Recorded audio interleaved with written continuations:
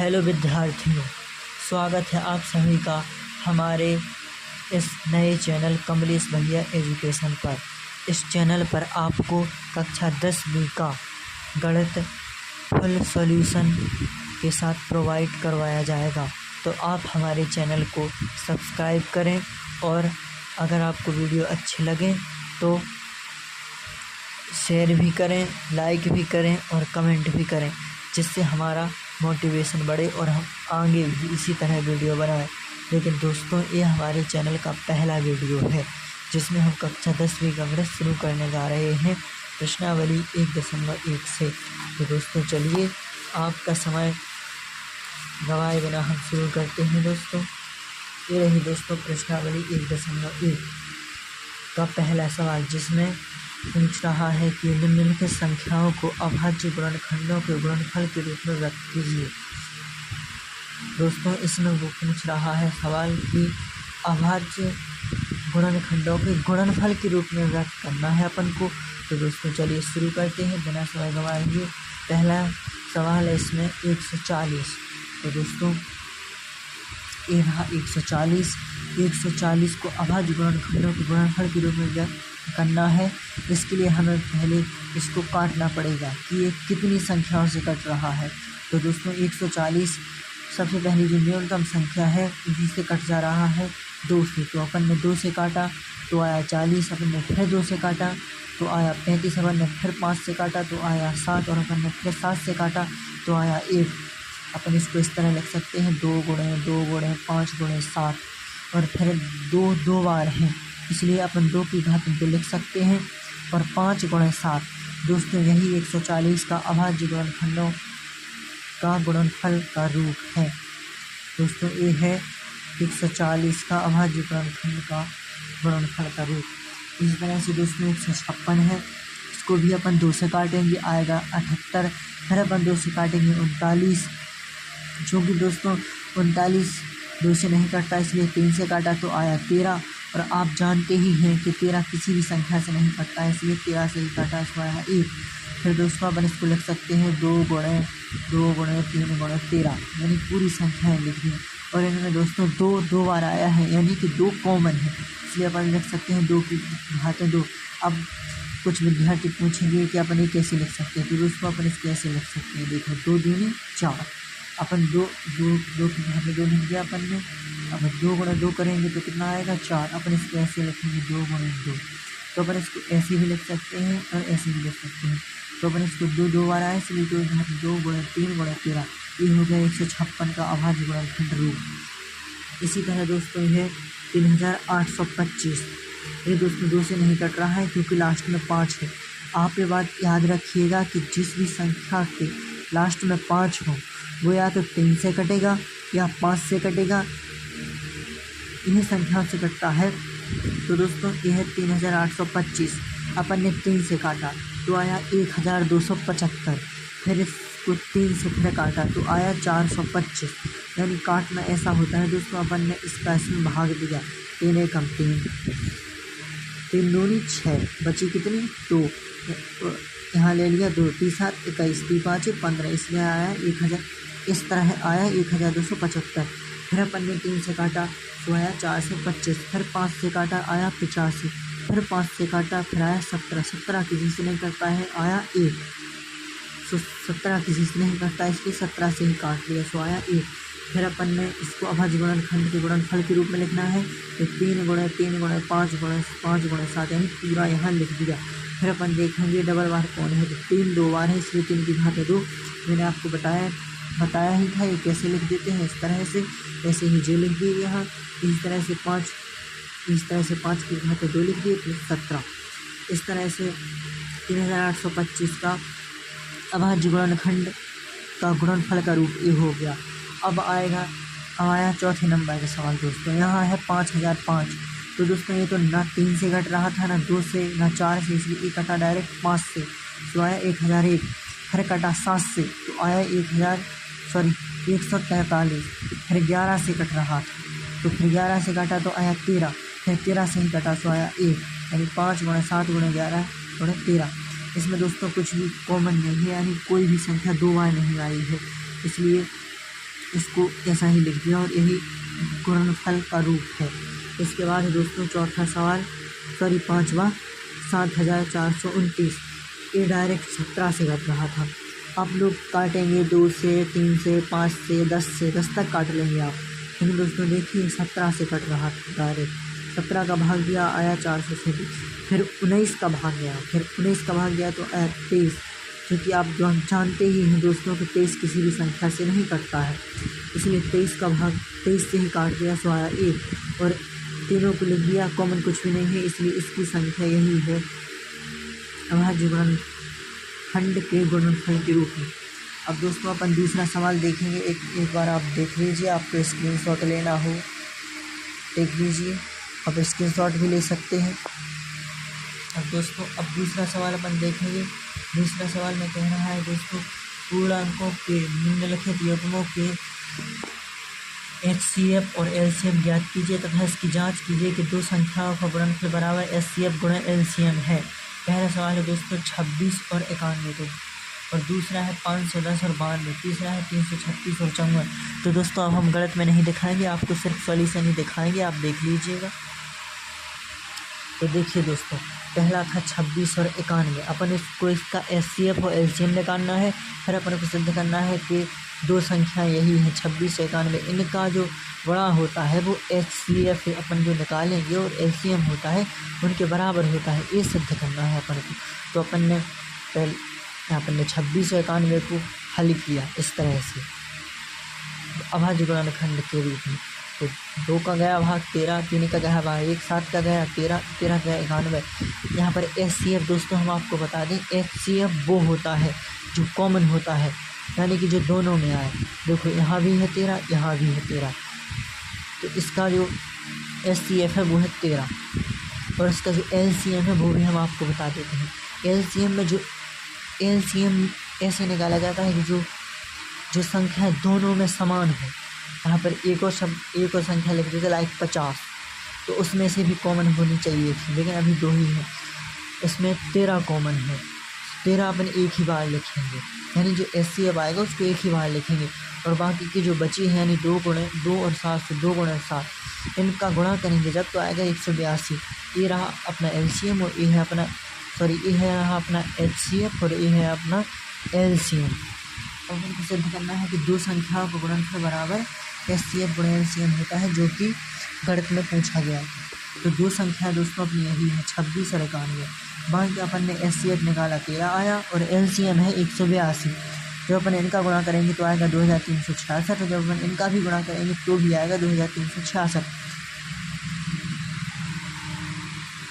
यानी कि दोस्तों सिद्ध हो गया है कि दो संख्याओं का गुणनफल बराबर HCF गुणा LCM है। अपन इस तरह से भी लिख सकते हैं, अतः लगा के सेम ही सवाल करना है। 510 है, 92 है, तो 2 से काटा, 3 से काटा, 5 से काटा, 17 से काटा, 1 आया, फिर 2 से काटा, 2 से 23 से।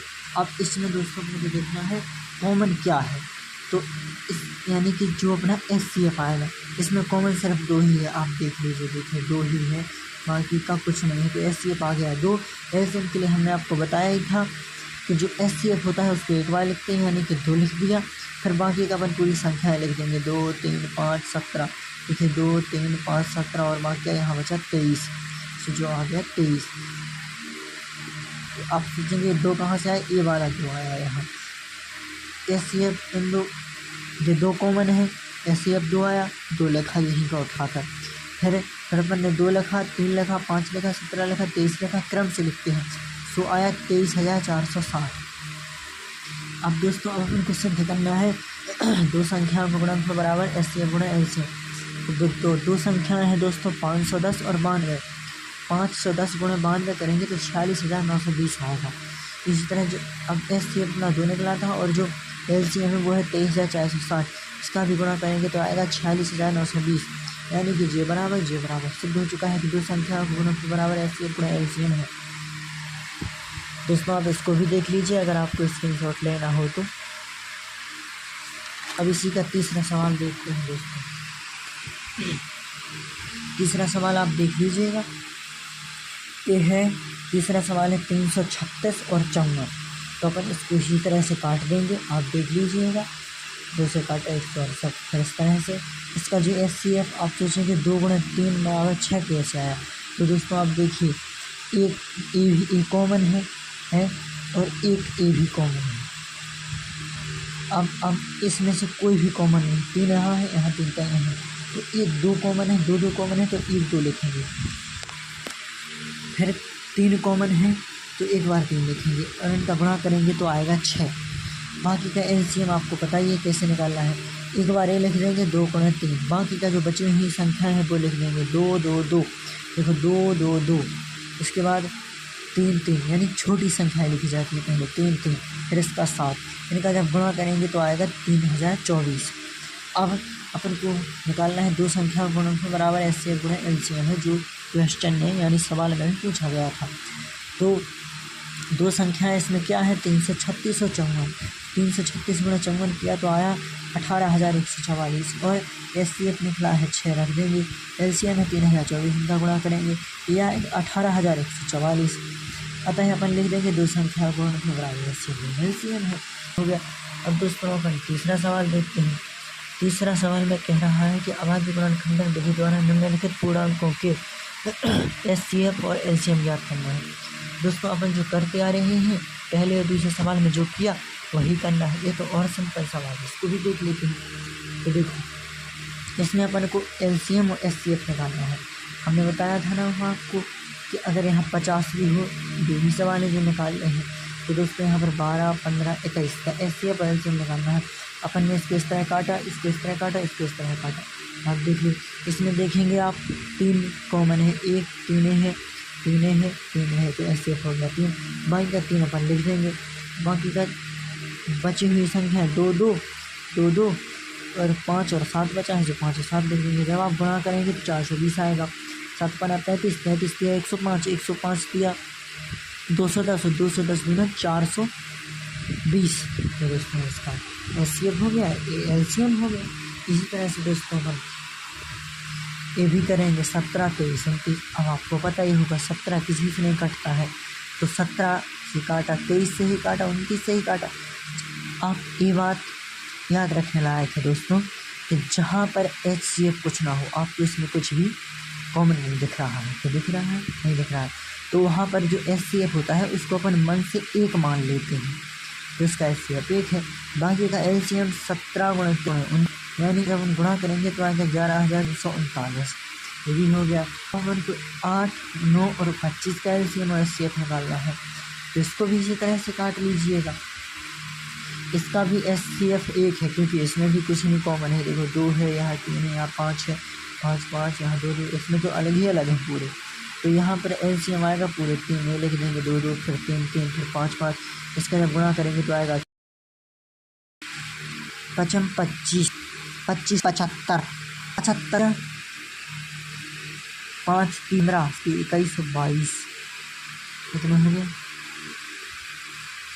25 25 75 75 225 225 गुणा 2, 5 दूनी 10, 5 2 दूनी 4, फिर से 2 गुणा करेंगे 5 4 8 9 और इंटू का आ गया दोस्तों। ये 25 25 75 75 75 दिया 25 230 दूना 400 450 दूना 900 900 दूना 1800 आ गया। चौथा सवाल करेंगे दोस्तों। चौथे सवाल में पूछ रहा है कि HCF 306 657 का 9 है, तो LCM 306 और 657 यानी इसी संख्या का LCM ज्ञात करना है। तो ये भी बहुत सरल है दोस्तों। देखिए इसमें दोस्तों अपन को लिख देना है, दिया है HCF बराबर इतना 9 और LCM निकालना है, सो क्वेश्चन मार्क। अब अपन जानते हैं दोस्तों, हम जानते हैं कि 2 संख्याओं का गुणनफल बराबर HCF गुणा LCM। ये अपन ने अभी पिछले सवालों में किया है, सिद्ध किया है कि 2 संख्याओं का गुणनफल HCF और LCM के बराबर होता है। तो अपन लिखेंगे इसमें 2 संख्याएँ 306 और 657 हैं और बराबर में HCF और गुणा LCM 2 संख्याएँ लिख दी बराबर। अब जो HCF हो वो इसके नीचे आ जाएगा, यानी इसमें भाग जाएगा, तो HCF नीचे आ गया, बराबर में LCM उनको निकालना ही है। 9 आया, 9 का अपन ने 306 में भाग दिया तो आया 34। दोस्तों अगर अपन 306 657 का गुणा करके भाग देते तो वो काफ़ी कठिन था। इसलिए आप 9 का भाग 306 में देना, 34 आराम से निकल आएगा। और इस 34 और 657 का गुणा करेंगे तो 22,338 आएगा, जो कि एलसीएम है इस संख्या का, 306 657 का। इस तरह दोस्तों अपना चौथा सवाल भी हल हो गया। अब हम पाँचवा सवाल देखते हैं। आप देख लीजिएगा, स्क्रीनशॉट लेना हो तो। इसके बाद दोस्तों पाँचवा सवाल है कि जांच कीजिए कि क्या किसी प्राकृत संख्या n के लिए संख्या 6 की घातें n अंक 0 पर समाप्त हो सकती हैं। तो दोस्तों ये तो सॉल्व नहीं होना है, ऐसे ही हम आपको समझा देते हैं।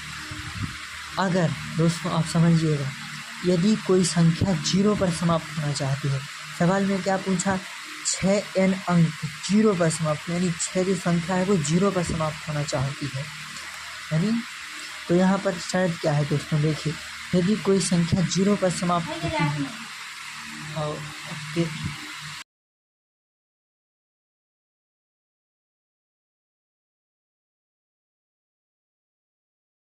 तो आप देखिए, यदि कोई संख्या 0 पर समाप्त होती है तो उसका अभाज्य गुणनखंड में कम से कम एक बार 2 गुणा 5 होना चाहिए।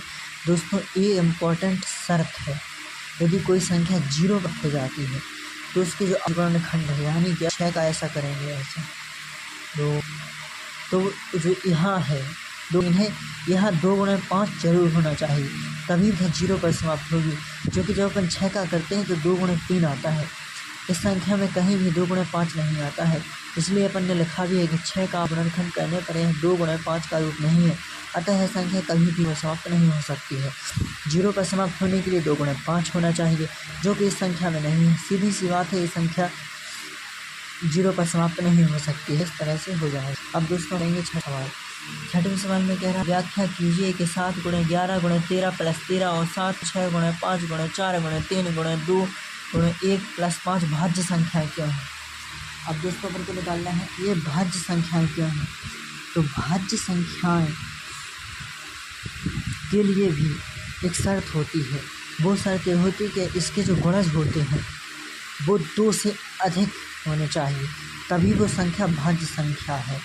जैसे हम इसका करके बताते हैं, 7 गुणा 11 गुणा 13 प्लस 13, इसमें जो कॉमन है दोस्तों वो है 13, यानी कि 2, यानी कि 13 है 2 बार आया है। अपन 13 बाहर लिखेंगे, 7 गुणा 11 गुणा 1 प्लस 1, ठीक है। और अपन 1 गुणा 11 करेंगे तो 11, 11 गुणा 1 7 करेंगे तो 77, 1 जोड़ेंगे तो 78, 13 गुणा 78, 1 अपन लिख सकते हैं। तो दोस्त इसके जो गुणज हो गए वो हो गए कितने, 3, जो है प्रथम गुणज, जो है द्वितीय, जो है तृतीय गुणज। तो इसके गुणज हो गए 3, इसलिए यह संख्या भाज्य अपन लिख सकते हैं। चूँकि इस संख्या के 2 से अधिक गुणज हैं, 1 2 3, अगर किसी संख्या के 2 ही गुणज हैं तो वो संख्या भाज्य नहीं है, अगर 3 गुणज हैं तो ही वो संख्या भाज्य है। तो दोस्तों इसलिए यह संख्या भाज्य है। इसी तरह से इसको करेंगे, इसको लिख लेंगे इस तरह से। फिर 5 इसमें कॉमन है, देखो एक बार आया है और दूसरी बार ही है। 5 कॉमन लिया, पूरा संख्या उधार दिया, 5 की जगह 1 लिख दिया, यहाँ भी 1 लिख दिया, बाकी का 5 है। इन सब का जब गुणा किया तो आया 108 और प्लस में 1 है। इन सब का गुणा किया तो आया 108 और प्लस में 1 है। इनको जोड़ा 109, 1 अपन लिख सकते हैं। अब चूँकि इस संख्या के भी 2 से अधिक गुणज है, इसलिए यह भाज्य संख्या है। ये भी हो गई दोस्तों। तो आप इसको भी देख लीजिए अगर आपको इसका भी स्क्रीनशॉट लेना है। अब दोस्तों जो 7वां सवाल है मैथ में, वो कह रहा है कि एक वृत्ताकार यानी ऐसा ग्राउंड है, ग्राउंड यानी खेल का मैदान है, उसमें सोनिया और रवि दौड़ रहे हैं। जो सोनिया नाम की लड़की है उसको 18 मिनट लगते हैं एक चक्कर लगाने में, और उसी चक्कर को लगाने में, उसी ग्राउंड का चक्कर लगाने में रवि को लगते हैं 12 मिनट। मान लीजिए कि वे दोनों एक ही स्थान पर एक ही समय पर चलना प्रारंभ करते हैं, यानी कि वो माना पन्ने की यहाँ से चलना शुरू करते हैं। जो है सोनिया, जो है रवि, दोनों यहाँ से घूमते हैं जी चले। तो क्वेश्चन पूछ रहा है कि जो सोनिया है उसको लगते हैं 18 मिनट और जो रवि उसको लगते हैं 12 मिनट, तो वो कितने समय बाद एक ही स्थान पर मिलेंगे। तो इसका दोस्तों वैसे तो बहुत सिंपल है, 18 और 12 को अपन जोड़ देंगे तो कितने 36 आएंगे। सॉरी 18 और 12 को नहीं जोड़ सकते क्योंकि रवि को 12 मिनट है अलग है, और सोनिया है उसकी भी 18 मिनट, उसके 18 मिनट है वो अलग है। तो इसको अपन अभाज्य गुणनखंड विधि से ही करेंगे। अपन लिख देंगे रवि को चक्कर लगाने में लगा समय 12 मिनट, सोनिया को लगाने में लगा 18 मिनट। इनका अपन ने अभाज्य गुणनखंड विधि से निकाला और यहाँ पर आया।